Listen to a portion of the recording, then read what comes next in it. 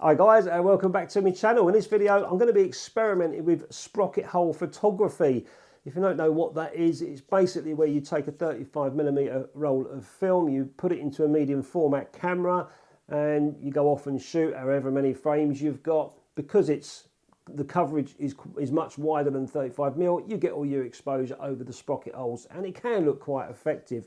And this video comes along because I was asked recently, or ages ago actually, not recently, ages ago, someone said, have you ever tried sprocket hole photography? And I never had done, even though I've got little inserts here for 35mm film to do that. I've never used them. So I kept thinking about it and I thought, you know what, I'm going to give it a go and see how they come out. But I'm not going to use the adapters. I'm going to try and put the 35mm film onto the backing paper of 120 and see how we get on with that. So the first thing is I need to get 35mm film into the backing paper of a 120 format. So I thought, okay, let me put on the wall, let me waste a roll of 120 film, which I did. This is expired film. I won't shoot this in a month of Sundays. I put it on the wall because I wanted to see the length and where the emulsion lied on the film and how much 35mm film did I need. So I grabbed one of my 120 rolls. I've got hundreds of them in a tin that I've used over the years. And the first thing I had to do was rewind it back so that I've got unexposed, it says at the start, and also the start position as well. That's important. So I put that on the wall as well and I placed the 35mm film across it just so I could see whereabouts it starts and where it's going to end. And I was satisfied that I've got enough with 24 exposures to cover a 120 format camera. Now, rather than do all this in the dark, I thought to myself, well, I can start it off in daylight and get my leader set, pull it along, make sure it's straight, and then once I'm happy, go into the dark room and then roll a 35mm underneath the backing paper. And I went out with a Fuji 6x9 camera, this one here. It only does 8 shots. I didn't want to go crazy. I just wanted to get 8 shots and see how it looked. And they came out okay. I was like, okay, well that seems to work. It might not be exact. I think it's quite hard to do in the dark, and then get rolling until the end. Let's put that film inside the camera. This is a 6x9 camera. So I'm going to advance it and see where our frames are. Just make sure they line up.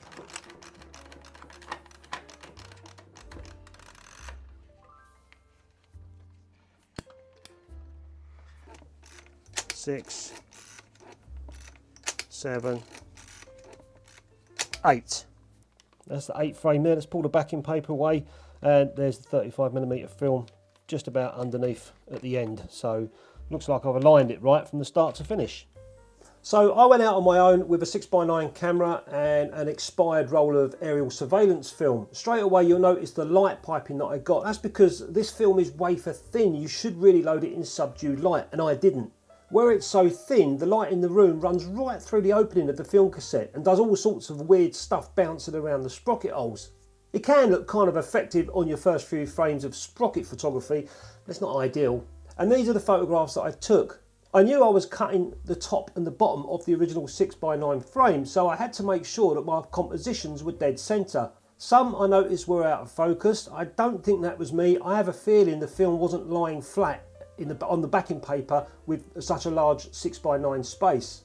But other than that, they came out looking exactly as I expected. Now in my mind I'm thinking this is probably best with sort of panoramic looking negatives, but I wondered what 645 might look like.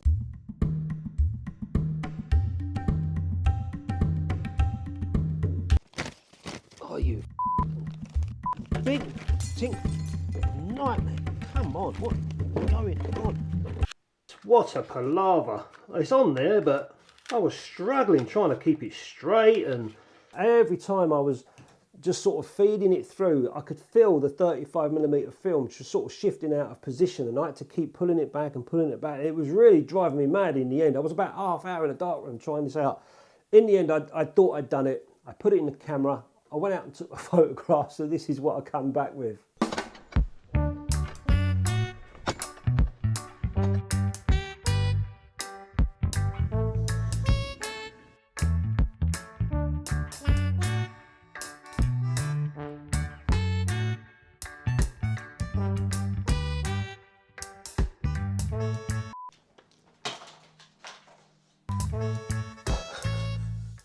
That didn't go according to plan.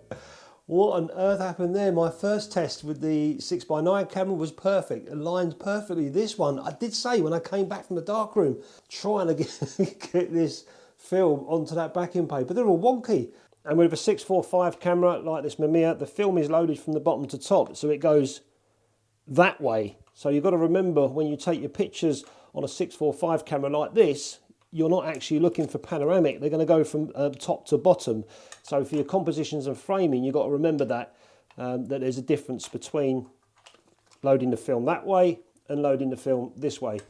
So that was a right calamity. They all came out wonky. But not only that, I realised I didn't like it in the 645 format. To get that wider effect, I'd have to always shoot in portrait mode, and it wasn't wide enough anyway. Unless I suppose you stitched a load together or did something creative that way. For me, I just thought, I'm not going to do this with 645. It's not going to work. I then did wonder about using a Zeiss Ikon Nettar 6x6. And I thought, well, maybe that gives you a little bit wider. And I still thought to myself, nah, I don't fancy that either. I want to keep to the longer panoramic ones. I think they look better. But of course, there is another way of doing it, which is using these little tiny adapters that go on the 35mm film canisters. You know, it is what it is. You can see there, I've put them on top and bottom. They go inside your camera, and then you go off and take your pictures. But you haven't really got a clue where your start position is. And if you're using a folding camera, you've got to try and guess where your frames are going to line up. First thing you'd need to do is get to a start position. So obviously all this piece of film here is going to be exposed. You don't want that. So what I'll do, just run the film, get it on there first, make sure it's going through, and then close the hatch like so. And then the next thing you want to do is tape that up. There's a bit of gaffer tape there, that's now sealed. And then you want to go forward a few turns to get rid of that exposed leader. 2, 3, 4. That's about right.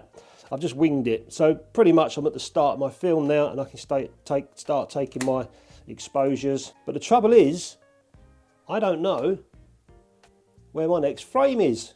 Well, I use the backing paper to judge roughly how many turns it takes to get to the next frame. And it's about 1 1/4 turns. So you can see I've put a marker on there. That's 1. And around about, I worked it out about 20 minutes. So about 20 minutes from there, that should get me onto my next frame. So this time around, what I've done, I'm hoping that I've got it straight, but I took a lot more care with my thumb here, and as I was rolling, I just kept feeling and making sure that it was on the right. It was on the right edge, just making sure that it was aligned exactly where I wanted it as I was going along. And now and again it would slip, and I'd stop, go back a little bit, and push it back, and carry on. So this time maybe I've got some straight photographs.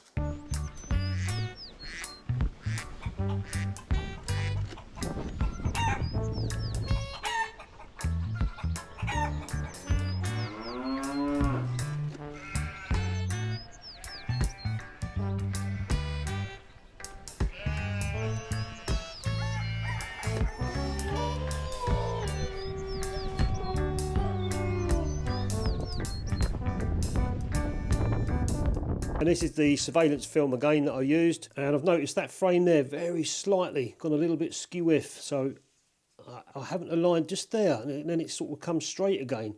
I'm beginning to think maybe the little 120 adapters might be the best way forward, because getting this dead straight on backing paper without the aid of any sort of maybe 3D printed machine or something it's not easy. I took a couple of, I think 1 or 2 landscape shots.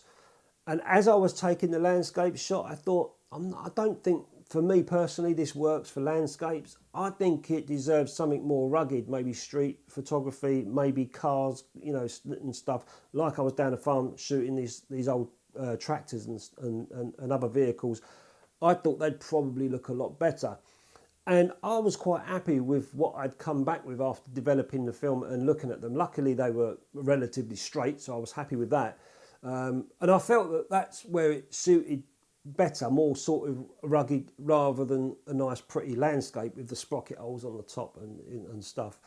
So yeah, I quite enjoyed the photographs that I got back from the farm. But the thing is, what do I do with them? I mean, do I contact print them and put them in frames, or do I try and blow them up? And I did actually do a makeshift back wall there just to see how they would look framed.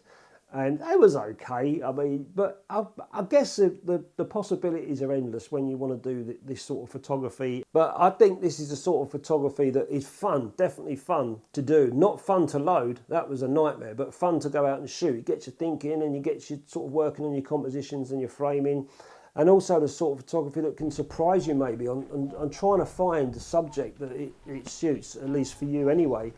And work around that. Like I was down with the farm vehicles, I quite enjoyed that. You know, the tractors getting up close, do I get up close, do I get sort of far back and get it all in? You saw me there getting behind the railings and the tractor in the background. So just trying to work around compositions with this Sprocket old stuff.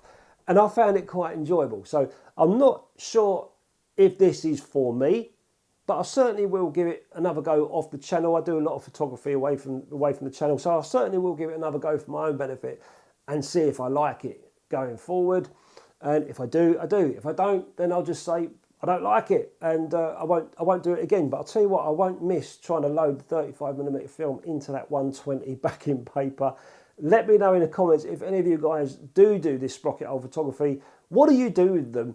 And also, how do you do it? Do you use the little knobbles at the end of the adapters at the end of 35mm cassettes, or do you use the backing paper? If you do use the backing paper, what's your success rate of getting it straight? Because I've found that really difficult to do. So anyway, guys, hope you enjoyed the video. If no one's ever tried it before, give it a go and see if you like it. Let us know how you get on. I'll catch you next time.